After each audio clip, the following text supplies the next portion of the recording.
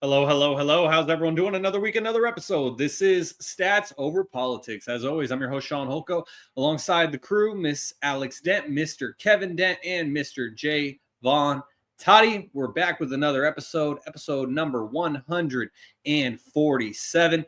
Jaevon, before we officially got the stream going, I saw you greeting Alex, but she didn't see the way in which you were greeting her.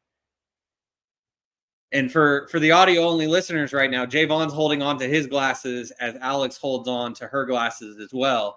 Kevin, you and I, we're just alone over here without glasses on. Go ahead and unmute yourself so the audience can hear what you were just trying to say. 2020 vision. They only wish they could be us. No. These are blue light glasses. I have 2020 vision. Oh, but okay. I've been looking at a camera all day or at a screen. So, blue light do you glasses. guys remember when I forgot somebody got their goggles knocked off, and then LeBron picked up the little pieces and he just put them. That's what I feel like. I honestly can't even recall that, but that's a great pull right there. Jaevon, how are we doing this week? Feeling all right. Just another day. A lot of mini camp starting. A lot of stories coming out. Kevin thinks that the Eagles are getting TJ Watt, and it's all uphill. Niners started mini camp. I think it was yesterday or today. Today, I think so. So it's good to see the guys out there. Feeling great.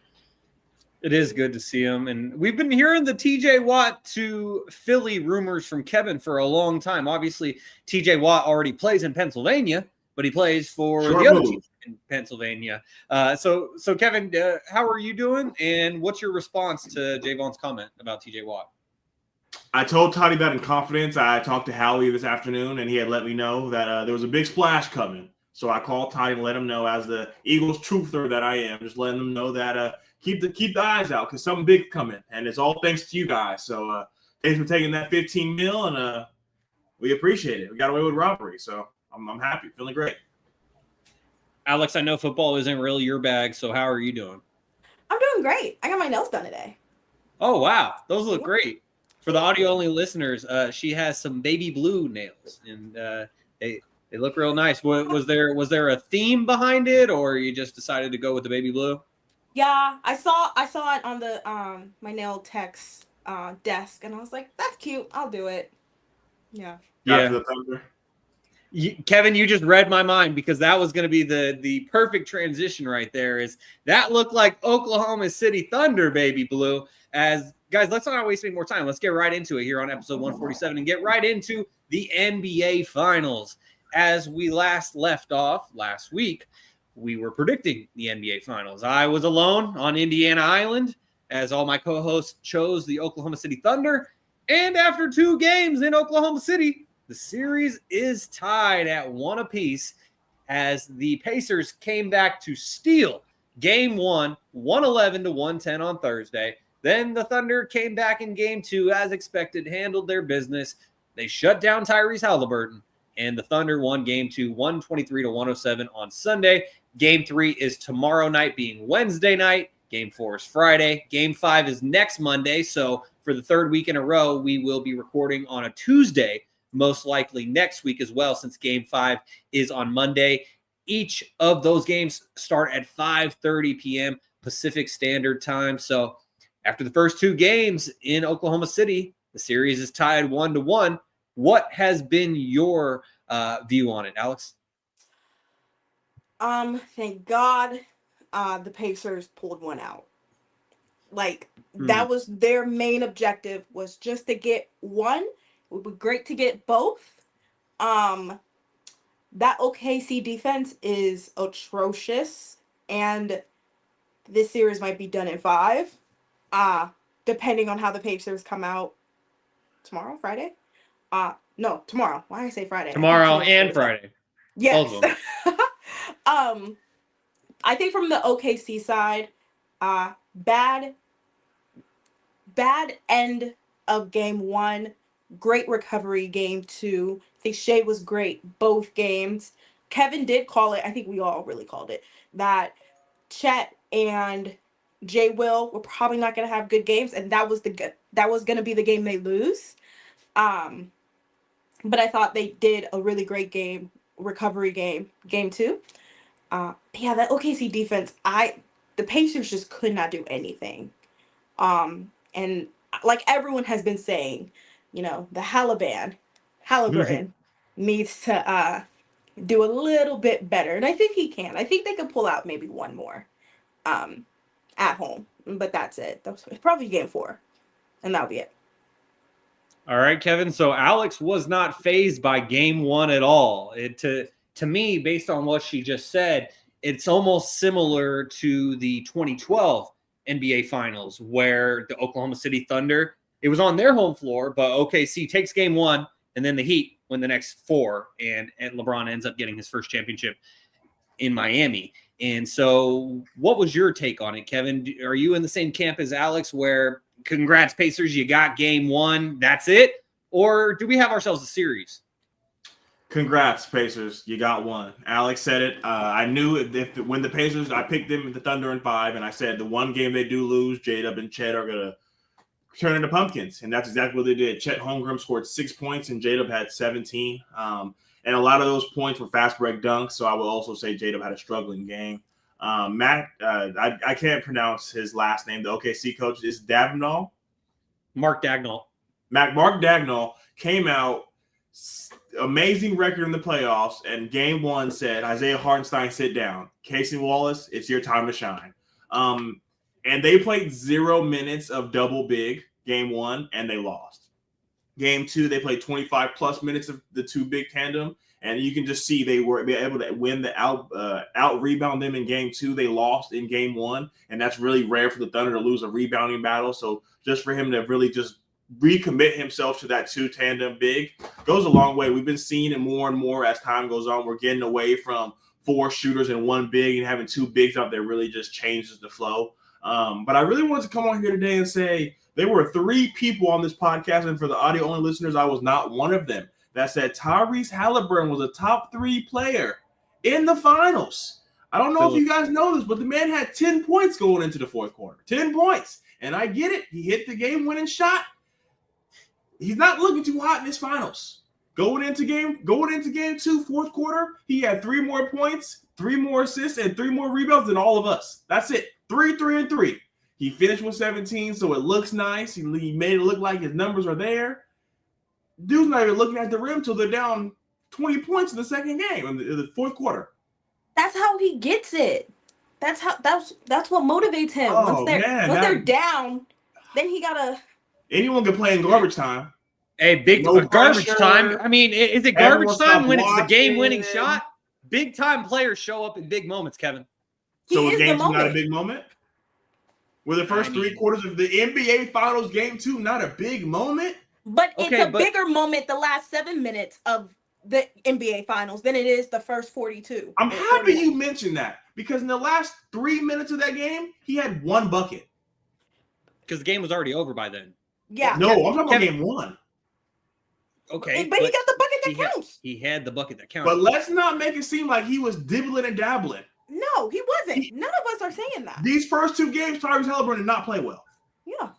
And so, for you guys want to sit here and say he hit the shot, congratulations, you hit the shot.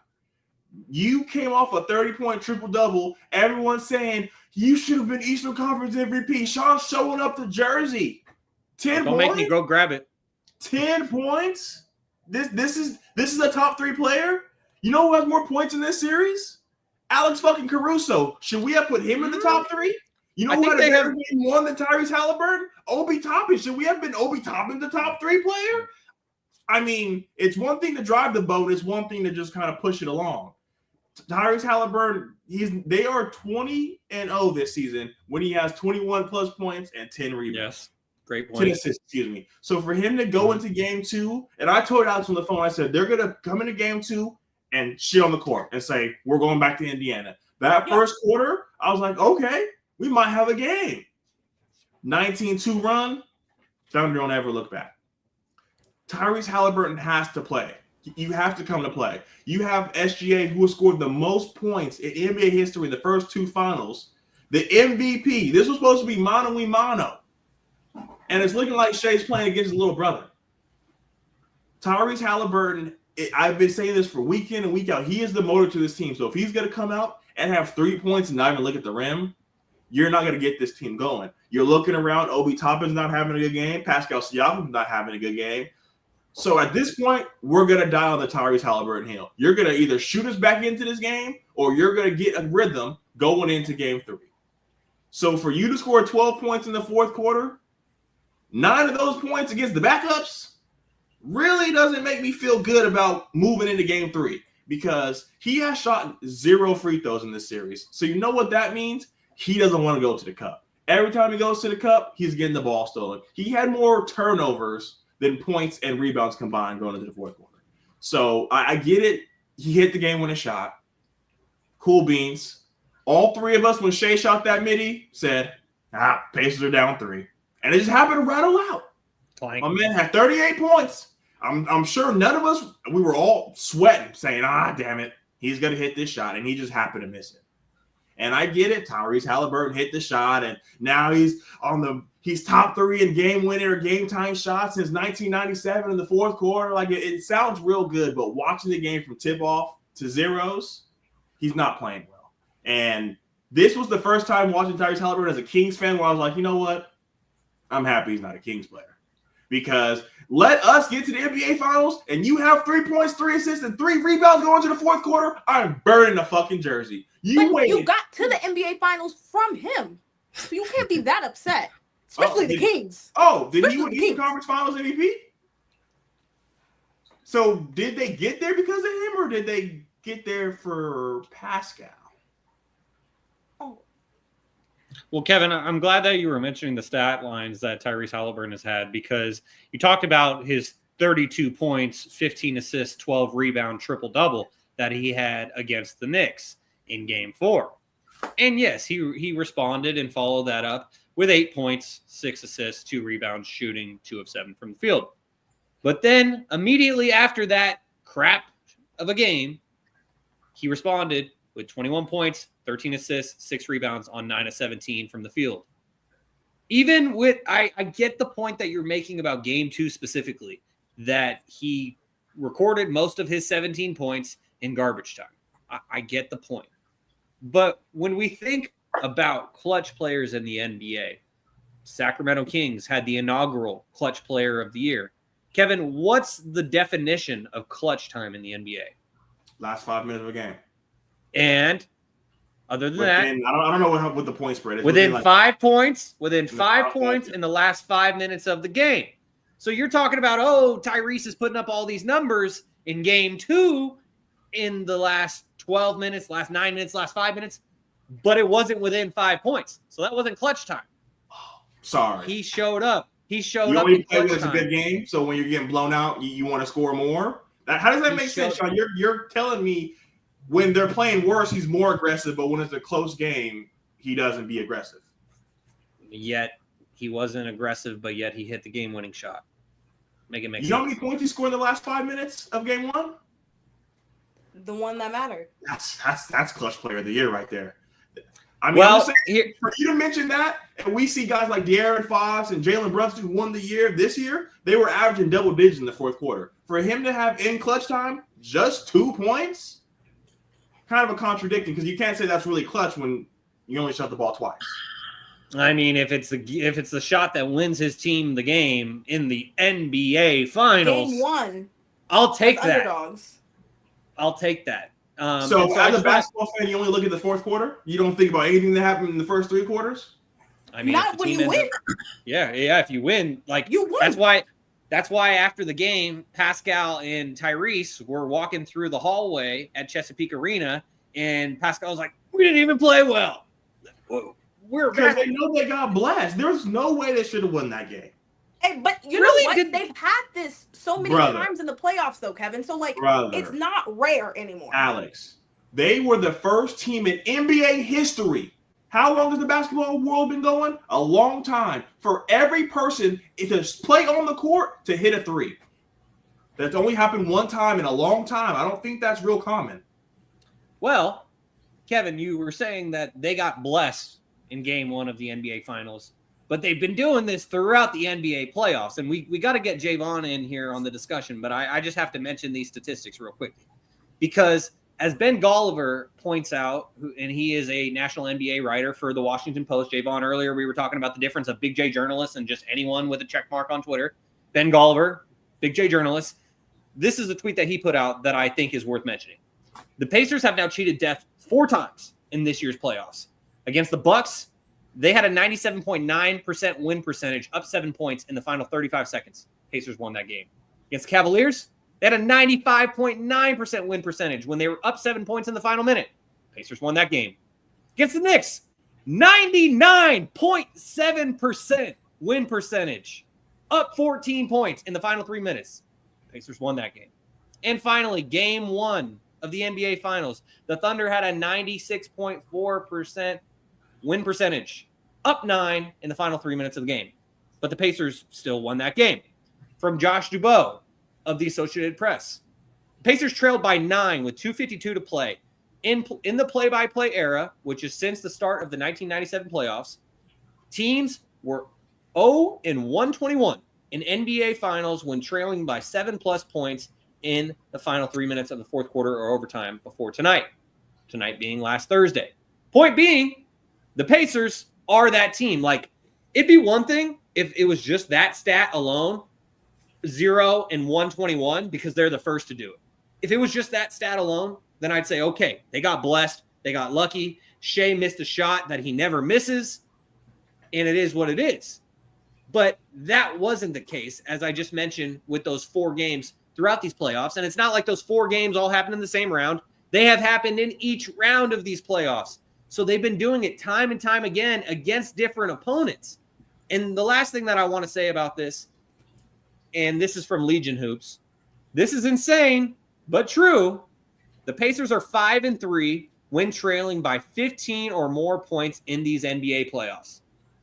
5-3 when trailing by 15+ points. They have a winning record when they trail by 15 points. Make it make sense. It doesn't. And so, Kevin, I know you want to jump back in, but Jaevon has been patiently waiting. Toddy, what are your thoughts on these NBA Finals? Because both of the Dents believe that, congrats, Pacers, you got game 1. It's over now. But are you in the same camp as them? I think we have to look at the reality of the situation.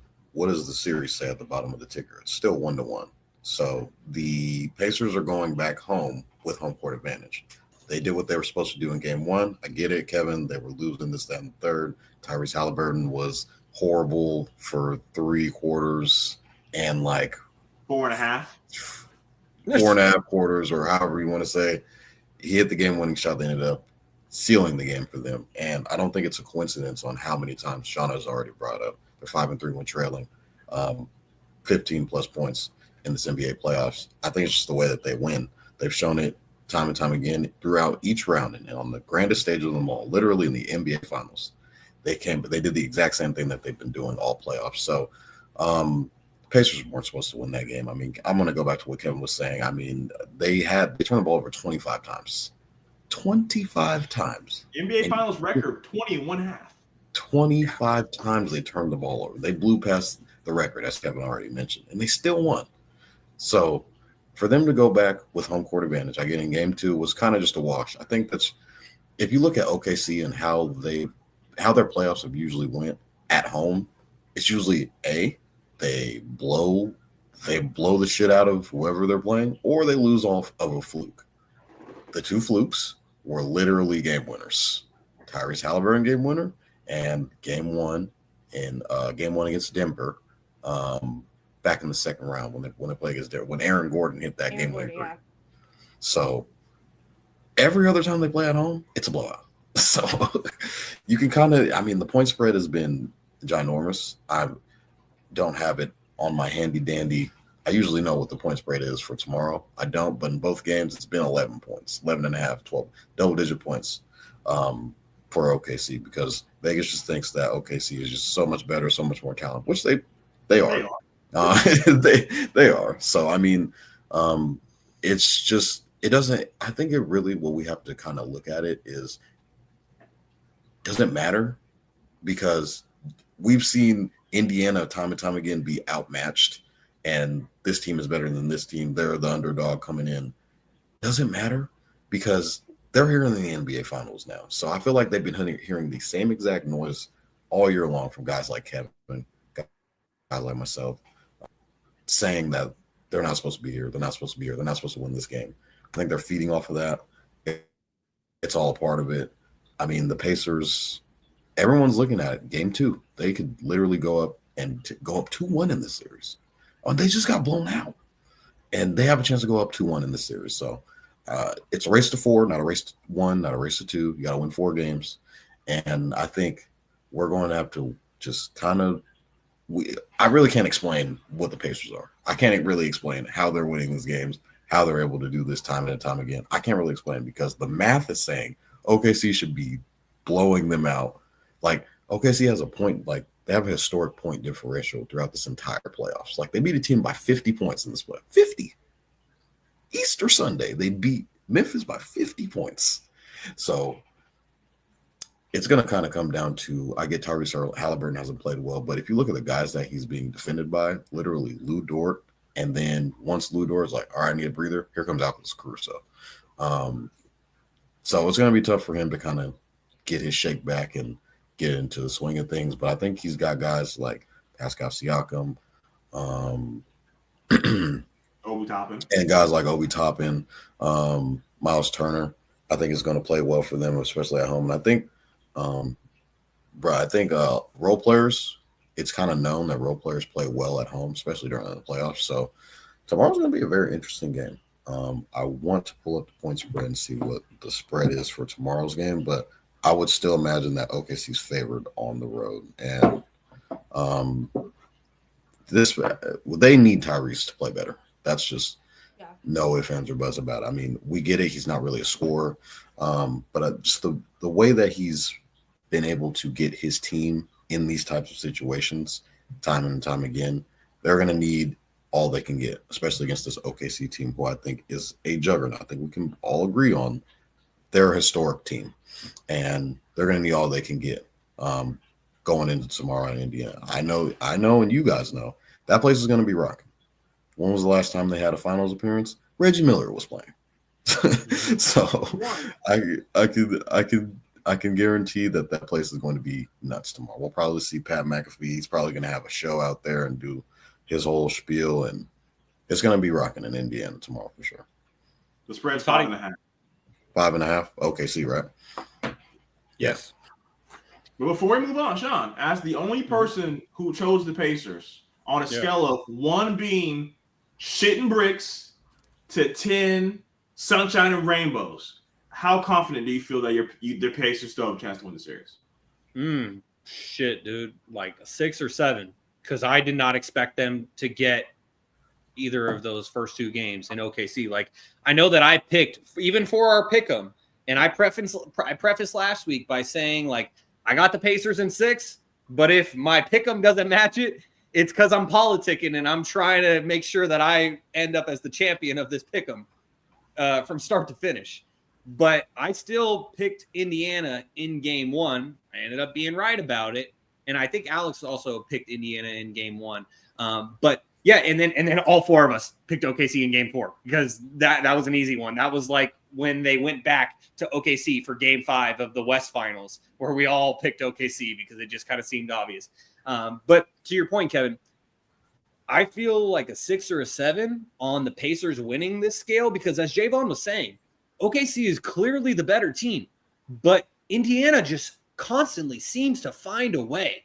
They took out the top seed in the East in the conference semifinals, and then they took out the Knicks, who was really like the 3rd choice for a lot of people, but behind the Cavs, behind the Celtics. They took them out too. Indiana was never mentioned in that until they just kept winning, kept coming back from 15-point deficits. And so, as the only person on this panel who picked the Pacers to win this series, my confidence level is at a 6 or a 7. If it goes back to OKC with the Pacers trailing 3-1, then it's going to go down to like a 1. But right now, as Toddy said, the Pacers have home court advantage in the finals. Even if they split, then they go back to OKC and they just might have to steal another in OKC, which is a long shot. So, in my opinion, if the Pacers want to lock this up, specifically in 6 games, as I had predicted, they got to win both of these games at home.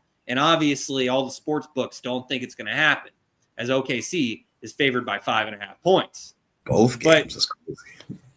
Both games. Over. They're on their home court. They are on their home court. And if they want to keep possession of that home court advantage that they stole in game 1, then they got to hold it down on their home court. But, to answer your question, Kevin, I'd say a 6. I'm not going to do the if, ands, or buts, either or.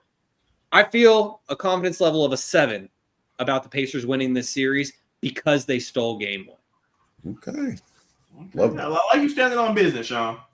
I appreciate it because, I was like a peacock with my pigeon or with my feathers out. I was about to say like a pigeon. No, I was like a peacock with my feathers out after game 1. I was like, hey, 3 more. All the people on TikTok that were telling me that I was stupid, I just responded to them and I just said, 1 down, 3 to go. I love all the people on TikTok that have been coming after Kev. Man, they were coming after me. It was real me. quiet in this game, too. It was real quiet in this game, too. They were getting I got to show you those comments. Yeah, after game or before game 1, they were coming at my neck. And then after game 1, they were coming after Kevin. And, like you said, it's quiet after game 2. We'll see what they have to say about this week's clips. But, the Pacers currently have home court advantage. I still would feel confident. Like, it wouldn't be a 7. It would be more so like a 3 or a 4 if OKC had won both games to start the series. But they didn't. And the Pacers just always seem to find a way. There's no rhyme or reasoning to it. They just find a way. And, it could be fate. I don't know what your guys' beliefs are, but it could be fate in the sense that, as a lot of people have said, it was already said earlier on today's episode, Shea makes that midi 99% of the time. About 1%, it happened. And the Pacers stole game 1. So we shall see. Let's go over these poll results. So we had 30 votes on the factor cap, and the cap won. So they were saying that he is a top 3 player in the NBA Finals. I mean, I said the Pacers win the NBA Finals. We had 25 votes, and Shaun, you were on a hill by yourself. But this is the most interesting one. Wait. Was it? You said it was 25 votes, and I was on a hill by myself. Was it 24-1? You got 2 votes. Oh, all right. 22-3. Let's go. The one that matters the most, 68 votes. Is SGA better than Jason Tatum? 42 bats and 26 caps. Oh man. You said what? Man. Go ahead. Say that again, Kevin. It was 48 to 26. Jason Tatum.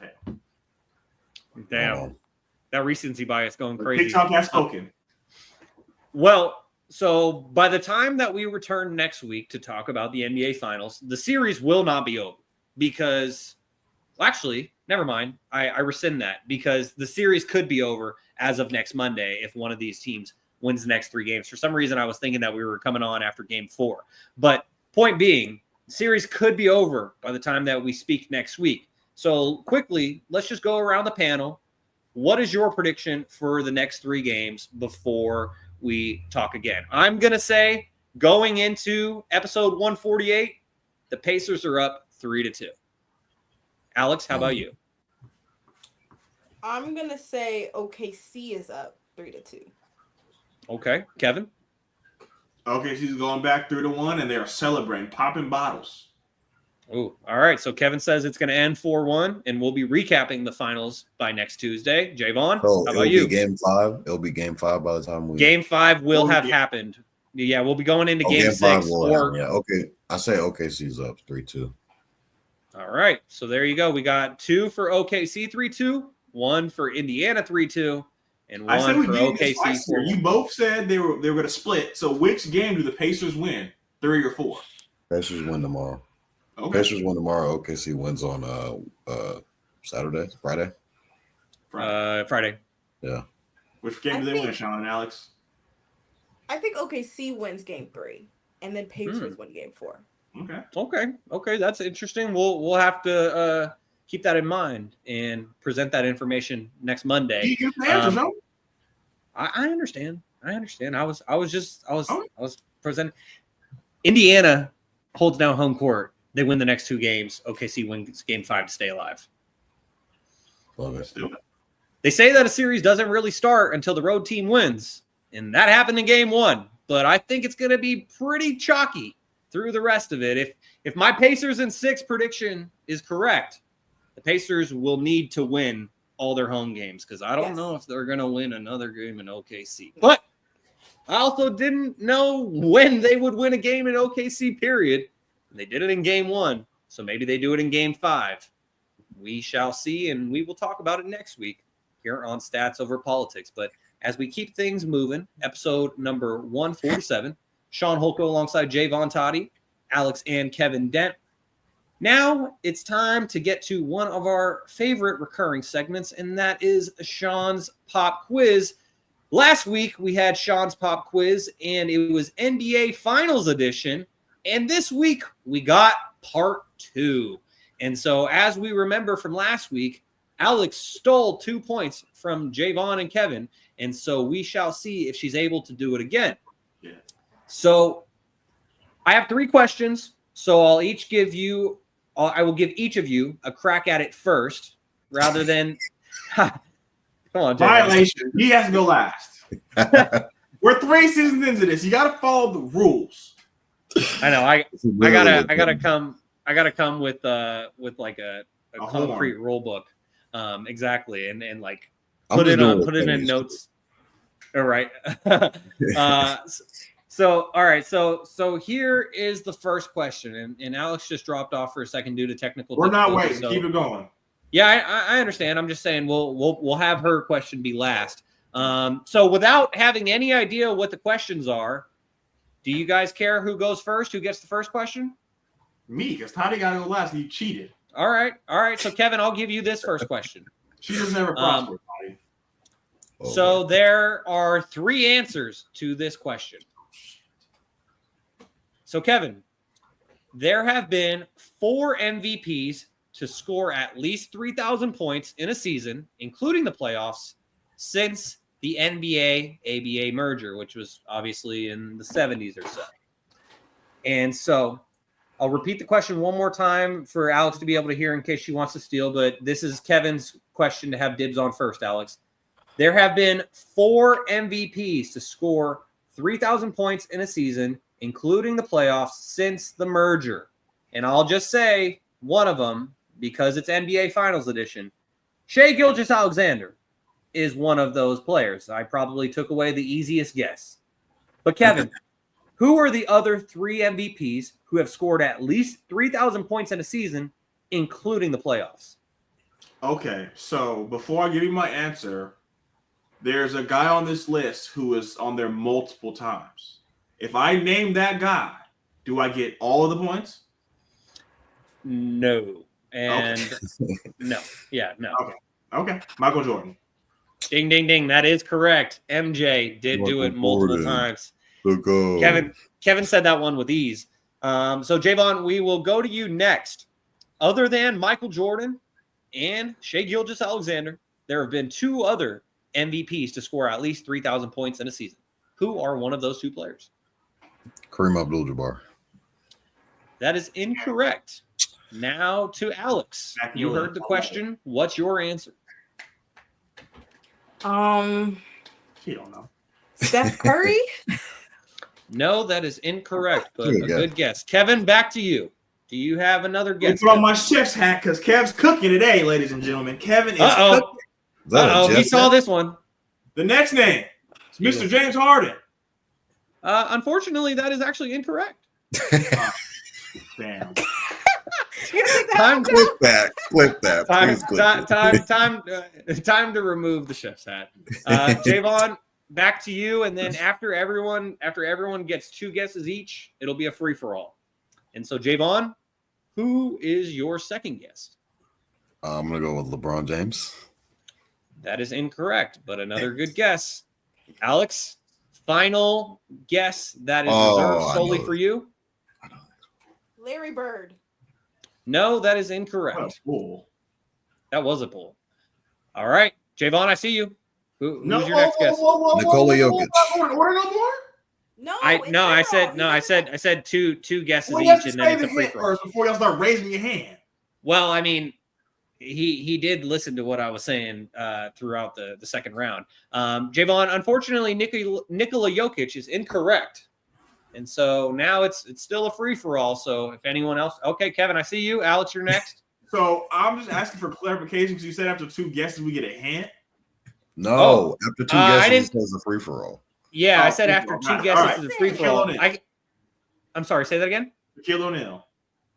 Ding, ding, ding. That is correct. Shaquille O'Neal is on that list. So Kevin has now taken the lead as Kevin has 19. Jaevon has 18. All right, there's one more player on this list. That was an MVP. Alex, I got you. You're next. So I'll reread the question. I'm sorry. Kobe Bryant is your guess? Error. That is incorrect. Kevin, back to you. I'm going to have to go with the guy who shares my initials, Kevin Durant. Ding, ding, ding. Kevin sweeps. You see it. You see it. I'm chefing right now. Kevin now has 20 points on the board. Jaevon has 18. And that is with 4 episodes to go in season 3. Kevin takes the lead, and he may be on his way to winning season 3 and reclaiming his throne in Shaun's Pop Quiz. All right, guys. I got 2 more questions for you. And so here's the next question. This question will go to Jaevon. So, Jaevon, if the Pacers win the NBA Finals this year, it will be the 8th straight, or excuse me, it'll be the 8th straight year, or excuse me, the 9th straight year. Let me just redo this real quick. I know this isn't getting clipped, but let me just redo this. If the Pacers win the NBA Finals this year, Jaevon, it'll be the 9th straight year that a former player from this team has won an NBA championship. So it's happened in 8 straight years. If the Pacers win, it'll be the 9th straight year that a former player from this team has won an NBA championship. So there's only one answer to this question. Alex, it'll go to you next and then Kevin, just to keep it in order. But Jaevon, what's your guess for the team that a former player could win an NBA championship with the Pacers? I'm kind of confused on your question. You're saying that the 9th straight. You're saying what is the 9th? So I'll just say the question one more time. So there is a team that has had 8 straight years of their former players winning an NBA championship with another team. So if the Pacers win, it'll be the 9th straight year that this team has had a former player go on to win an NBA championship. What is that team? It's 1 out of 30 teams that you guess from. I'm going to say Los Angeles Clipper, Pacer, Lakers. I'm going to need an actual answer. Sacramento Kings. Nope, that is incorrect, and thank God it isn't incorrect. Alex, on to you next, and then to Kevin if you don't get it. I'm ready for my 3rd point. The Washington Wizards. Ding, ding, ding. That is correct. The Washington Wizards. And Alex is now tied with Kaz in the guest host leaderboard as a former Wizard has won the championship for 8 straight years. The order goes like this. In 2017 and 2018, Shaun Livingston and JaVale McGee won it with the Warriors. 2019, Jody Meeks won with the Toronto Raptors. 2020, you had Dwight Howard, JaVale McGee, and Markieff Morris win it with the Lakers. In 2021, Bobby Portis won it with the Bucks. 2022, you had Gary Payton II, Otto Porter Jr., and Chris Chiozza win it with the Warriors. In 2023, you had KCP, Kentavious Caldwell-Pope, Jeff Green, Ish Smith, and Thomas Bryant win it with the Nuggets. And then last year, it was Kristaps Porzingis who won it with the Celtics. Now, this year, Thomas Bryant, who did it with the Nuggets, and Quentin Jackson, Texas A&M alum, shout out. Quentin Jackson and Thomas Bryant are both former Wizards who are now on the Pacers. And so if the Pacers win the championship, it'll be the 9th straight year. And we were talking about my confidence level earlier in the Pacers. I mean, with this streak behind them, it might be destiny that the Pacers end up winning it. And so that is our second question, the final question for this week. And Alex is going to start it off, and then it'll go to Kevin and Jaevon for 2 rounds. So there have been 3 players to play in 16-plus games in a single postseason and average at least 30 points, 6 assists, 5 rebounds, and this one's weird, 1.8 steals. And so I'll say it one more time, and I'll just say Shai Gilgeous-Alexander is one of these 3. So I'm just giving that away. There's 2 more. I mean, I gave it away for the first question. I feel like it's only fair to give this away. And so Shai Gilgeous-Alexander is one of 3 players in NBA history who have played in at least 16 games in a single postseason and averaged at least 30 points, 6 assists, 5 rebounds, 1.8 steals. Right now, Shai is averaging 30.8 points, 6.8 assists, 5.8 rebounds, and 1.8 steals. His 1.8 steals is probably why that number is so specific. Anyways, Alex, who are one of the other 2 players to do so? The former OKC triple-double himself, Mr. Russell Westbrook. No, that is incorrect. And so, Kevin, now it's on to you. There are 2 other players who have done it other than SGA, and I will just say right now, if it goes a full round around the panel for guesses, I will give a hint after the first round of guesses. But Kevin, before we get there, you could end up getting one of them right here. Oh, I will. Black Jesus, Michael Jordan. Ding, ding, ding. That is correct. Michael Jordan did it When in doubt, just guess Michael Jordan. Oh, my and God. LeBron. Kevin's a Michael Jordan merchant. Michael Jordan did it 4 times. So, Jaevon, there's one other guy other than Shai Gilgeous-Alexander and Michael Jordan who have recorded at least 30 points, 6 assists, 5 rebounds, and 1.8 steals through at least 16 games in a single postseason. Who is that other guy, Jaevon, other than SGA and MJ? Kobe Bryant. No, that is incorrect, but that's a good guess. All right, so I said I'd give a hint after the first round of guesses. Alex, it's back to you for one more round, and then it'll be a free-for-all if you guys don't get it over your next 3 guesses collectively. But I mentioned how Michael Jordan has done it 4 times. The other player on this list has done it twice. Alex, who's your guess? Because it seems like Kevin's got it locked in. So, oh my God, Kobe Bryant. I just said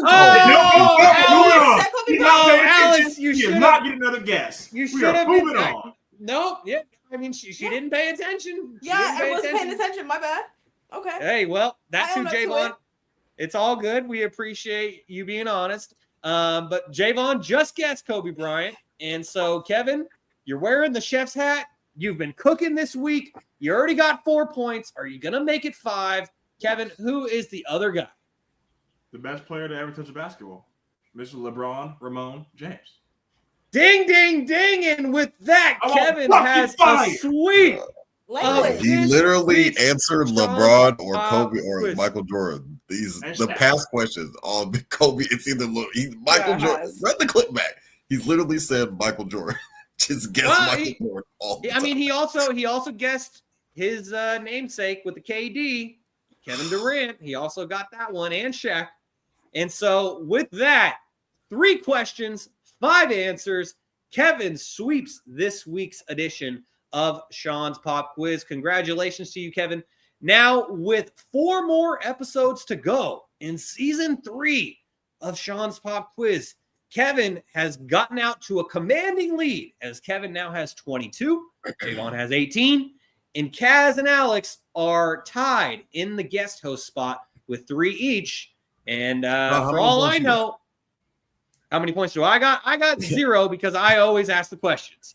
And so I don't think Kaz is going to get any more at-bats in Shaun's Pop Quiz for Season 3, Alex. So if you get 1 more, then you end up getting the guest host crown. But right now, Kevin is in a commanding lead for Shaun's Pop Quiz. I mean, Jaevon, if you get 4 answers next week and Kevin gets none, then you're tied again. Ain't happening. So we shall see.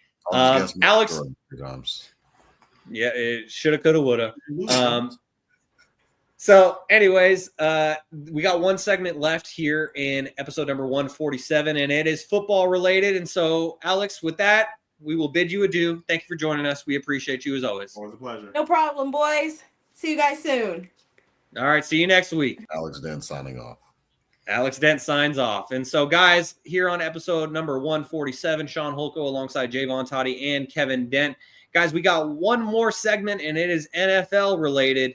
And former co-host Gary Singh, I don't know how he's feeling about this, but his Pittsburgh Steelers have signed quarterback Aaron Rodgers, 41-year-old Aaron Rodgers, as he agreed to a one-year, $13.65 million contract with $10 million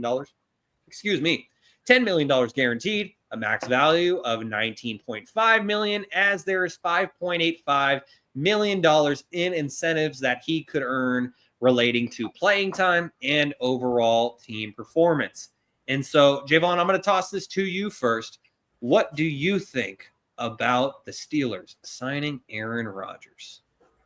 I think it really just it wasn't a matter of if, it was a matter of when. I think that's just what they were kind of banking on, not really drafting a quarterback. I mean, they did draft Will Howard, but that was just kind of just a formality of we need something better than Mason Rudolph. And I think that's kind of what it went into. So I think we saw his first couple of pictures today, like at minicamp, which is so weird. It's giving Brett Favre at the Jets. It's Brett Favre at the Jets. It's Michael Vick on the Steelers. It just doesn't look right. I do think that they're going to be better. I think he's better than Russell Wilson. I think he's better than Justin Fields. I think he's better than Mason Rudolph. Duck Hodges. Always like to go back to the Duck Hodges. I do think they're better. How much better are they going to be? He's 41 years old. He's year 2 removed off an Achilles injury. He has one good receiver in DK Metcalf. I think DK Metcalf's pretty good. His route tree isn't. He's more of a deep ball, one-on-one type of. He's a big catch, big play type of receiver. I don't know what is their offense going to look like. Najee Harris is gone, so I think it's the Tyler Warren show there. This team is predominantly, historically, been built off of defense, and their best defensive player is holding out for more money. So TJ Watt's not on the field. They're going to be MIA. He wants he saw what Myles Garrett got. He's like, I at least got to get 42, 45. So I do like the contract that they got him on. I think it's $13 million, could be worth up to about like $19, almost $20 million. So they got him for a good price. I mean, they had Russell Wilson playing for $1 million last year. So the Steelers are trying to get the bang for their buck. But they usually pay to play when it comes to defense. On the offensive side, not in recent times. I mean, there were those times when they obviously had Antonio Brown and they had Le'Veon Bell, and obviously Ben Roethlisberger, but that ship has sailed. So now, I mean, it's been, what was the last time they won a playoff game? It's been like, 5 years? I think Kevin mentioned a couple of podcasts ago. So a decade. Yeah, I was going to say, I think it's longer. It's been a while. They get to the playoffs, though. You can always say, hey, winning record. We got a winning record. We're out here. We're out here making things happen. So I do think when it comes down to getting to the playoffs, I don't think they have a problem with that. I always think that the Steelers feel like they're always a game away or a quarterback away or a piece away. And they feel like with a 41-year-old Aaron Rodgers, that is the solution. I don't know if it is. Now, I thought, Kevin and I were talking earlier before the podcast. Now, I thought when Aaron Rodgers came to the Jets, right hand up, thought the Jets were back. 4 plays in, he pops his Achilles. You can't make that up. You literally can't. And then it's kind of just been, how does he look when he's healthy? And last year, it was his first year removed from an Achilles. He's 40. And now, I do think Aaron Rodgers can still spin it. Do I think the Steelers make the playoffs? Absolutely. I think they'll probably be in the playoffs again. Are they going to win the division? No. I don't think they're better than the Ravens. There's there's the Ravens. You got the Steelers who are always in it. The Bengals are going to be back. So they'll be fighting. That division is always going to be tough. I think the NFL knew Aaron Rodgers was going to sign with the Steelers, so he's going to play, I think, week 1 against the Jets. So that'll be a good stick it to him if they get the chance to. So let's just predict. This will be a good clip. How many touchdowns and interceptions do you think Aaron Rodgers will throw for? Let's just say over under 25 touchdowns. Do you think Aaron Rodgers is going to throw over 25 touchdowns? I mean, if DK Metcalf gets 20. I think it's under. I think he throws under 25 touchdowns. Yeah. So yeah, this clip could come back to bite us, but the offense, I don't see it. It's just like Aaron Rodgers and it's DK Metcalf, and it's not a lot of – the offense is not really – I could argue his offense in New York with the Jets was better. It's not a debate. Yeah, for sure. And I mean, I don't know what going to be they're hoping for. Sorry. I don't know what the Steelers like. We got Aaron Rodgers, okay, but it's like he needs help. There's a lot of I think they're usually good on the defensive side of the ball, but I think their offense lacks a lot of talent. So maybe I'm out here and I'm screaming at clouds, and Cordell and Gary will come and scream at us in the comments saying, "You don't know ball, the guy we drafted and the undrafted rookie and all this stuff." So we'll see. But I don't really see – I'm just like – I think it was something that was supposed to happen. I'm just kind of over it. So it's not like, wow, Aaron Rodgers is going to the Steelers. It was inevitable. It took too long. Schefter was saying like that Aaron Rodgers was like the Steelers' third choice. Yeah. We'll see where that's a good point. And in regard to just how many touchdowns Aaron Rodgers may throw, as Kevin said, 20 of them could go to DK Metcalf.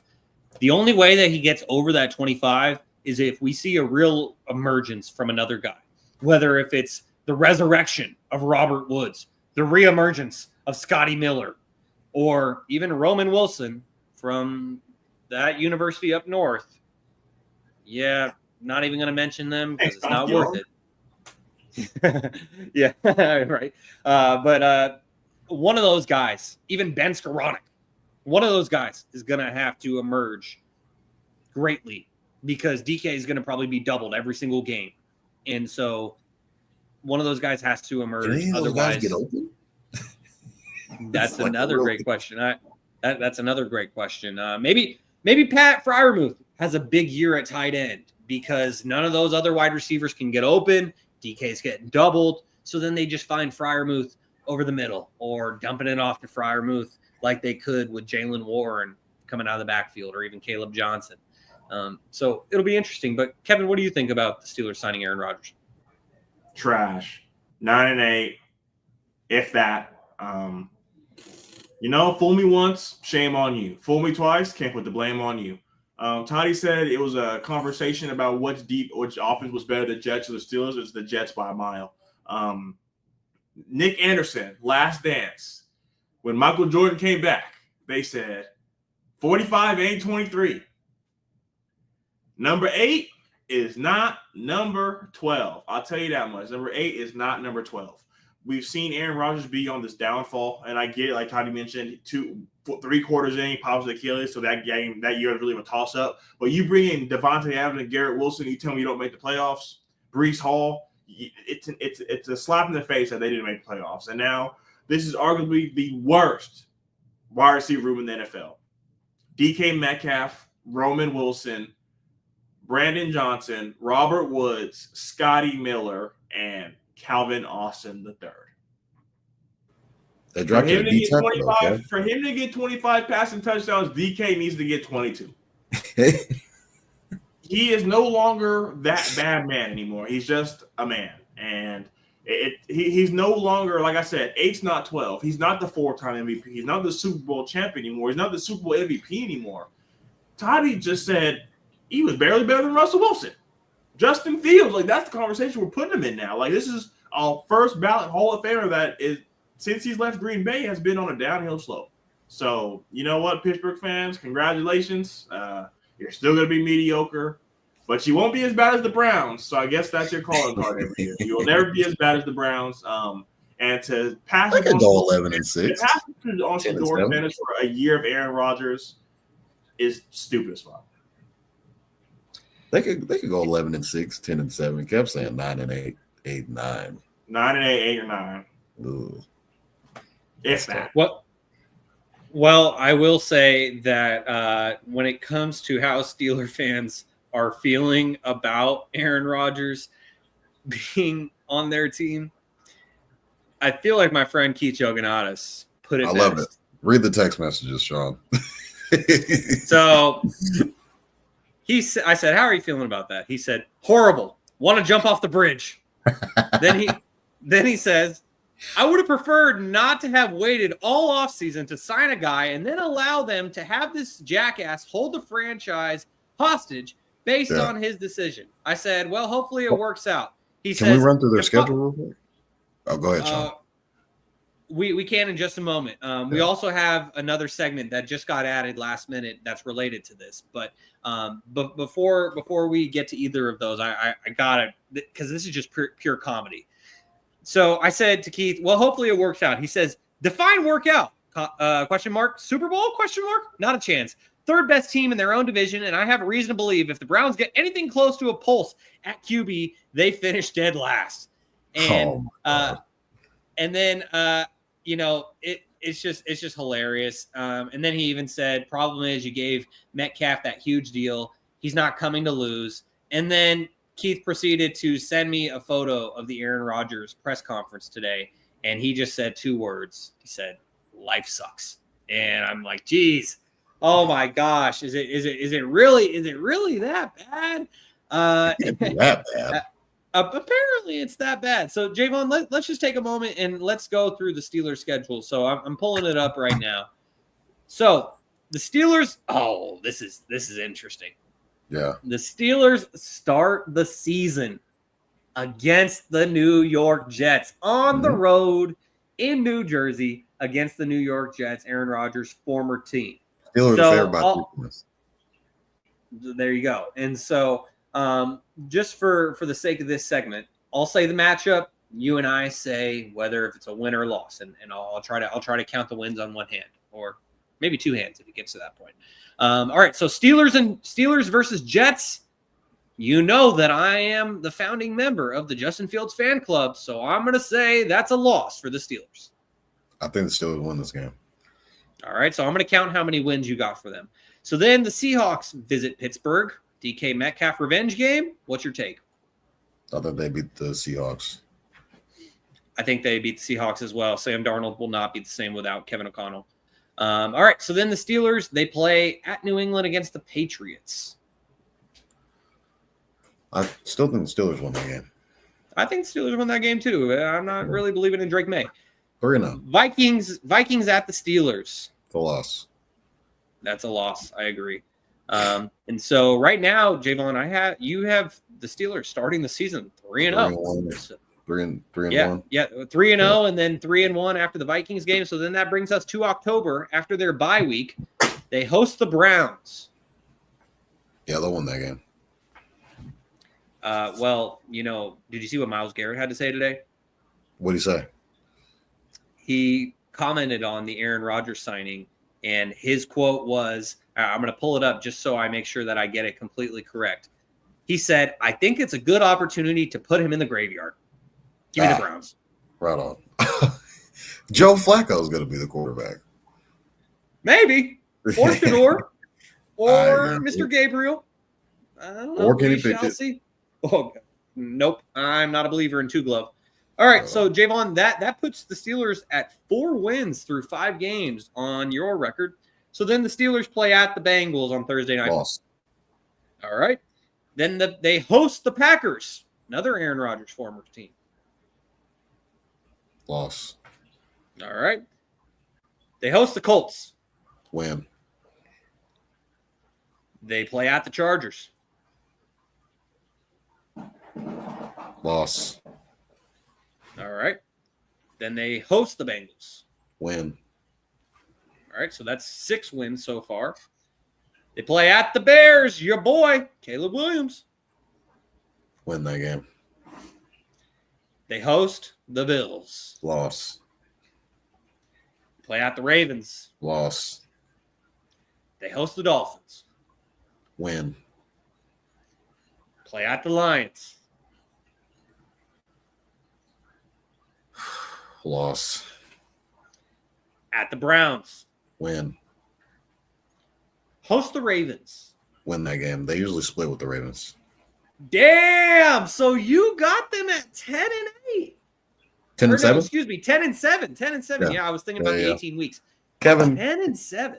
Kevin said 9-8. I was like, they're like 10-7, 11-6. I feel like one of those division games will probably go a different way or so. Those division games really matter for them because they usually always beat up on each other. So, yeah, 10-7. That's doable. They won 10-7 last year. I think so. 10-7.